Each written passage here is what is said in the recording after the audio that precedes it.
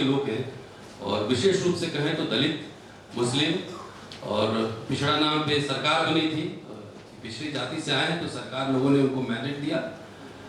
हमको लगता है, हमें लगता है कि सफलता मिलना जरूरी चीज़ है, अच्छी बात है कि सफलता को पचा जाना उससे ज़्यादा कहीं ज़रूरी है।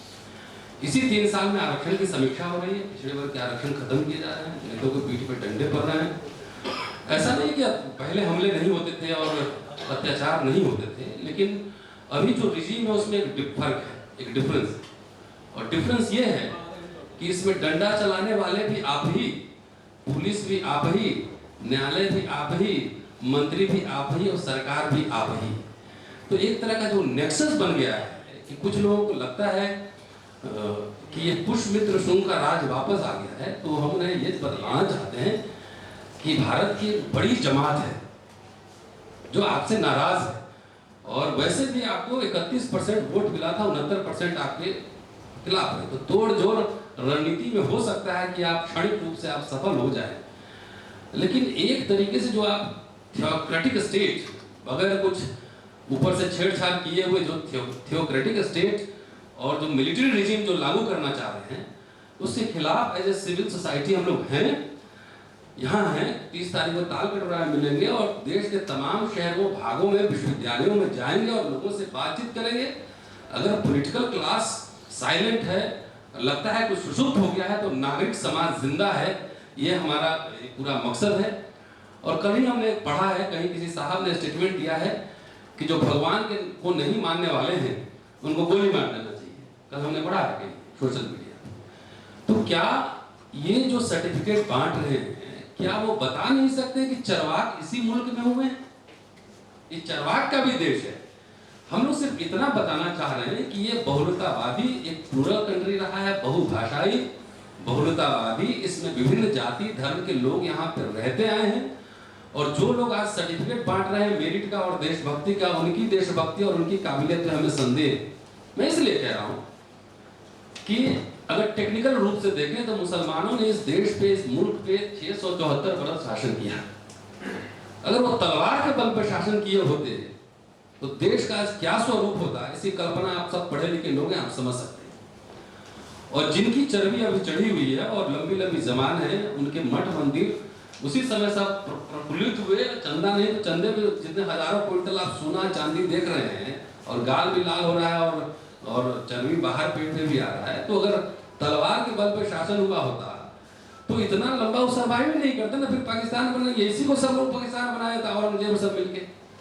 लेकिन मेरे कहने का, हम लोग का जो अंडरस्टैंडिंग है कि ये बहुलतावादी देश रहा है, आपको सत्ता मिली है, आपको मुबारक, और फिर आगे भविष्य में मिले, हो सकती है मिले, लेकिन इसको बचाइए। और इसके प्लूरल जो पूरे जो इसका स्पिरिट है, जो इसका भूआयामी बहुलतावादी जो चरित्र है हमारे भारतीय समाज का, उसको आप जहन में रखते हुए जो दलित समाज, जो कुचला हुआ समाज है, उसको और सताइए नहीं, उसके साथ न्याय कीजिए।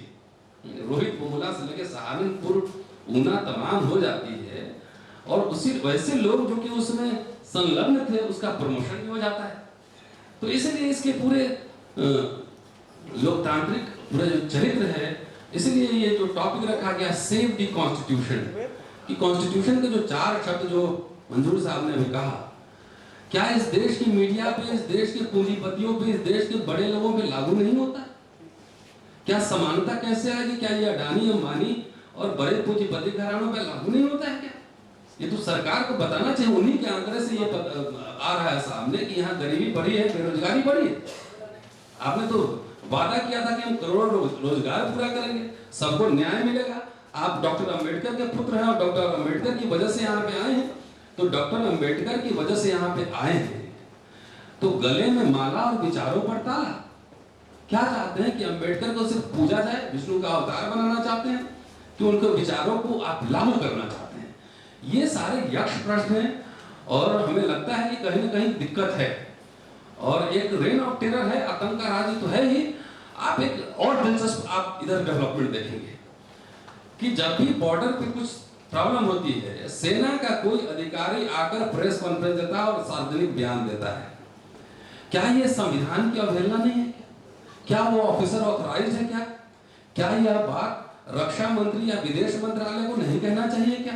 तो ये एक तरीके से जो कॉन्स्टिट्यूशन का स्पिरिट है उस पे जो अटैक हो रहा है कि सेना भी दिखलाना है कि मैं ज्यादा राष्ट्रवादी हूं। अरे भाई, ये आप संसद के अंडर में ही काम करते हैं, आप संविधान के अंडर में भी काम करते हैं और सब व्यवस्थापिका, न्यायपालिका, कार्यपालिका सबके काम बटे हुए हैं। क्यों आप इनक्रोच कर रहे हैं? और एक तरीके से इस तरह का जो एक्टिविटी है, आप देखिए सहारनपुर में पुलिस के सामने डंडे पड़ रहे थे, कौन इससे इनकार कर सकता है?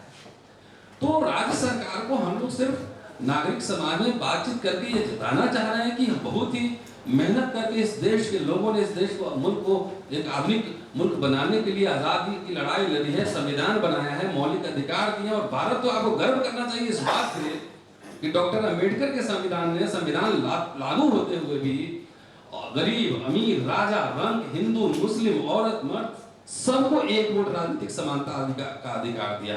दुनिया के किसी देश में ऐसा नहीं हुआ कि एक साथ सबको यूनिवर्सल फ्रेंचाइजीज मिला हो। तो यहाँ राजनीतिक समानता तो हमें मिल गई है और इसके लिए we must be thankful to doctor Ambedkar. और आप हैं कि जैसे जैसे लोग आवाज बोल रहे हैं, अपने अधिकार की बात कर रहे हैं और सजग हो रहे हैं राजनीतिक सामाजिक रूप से, वैसे वैसे उसके पीठ पे डंडे पर है।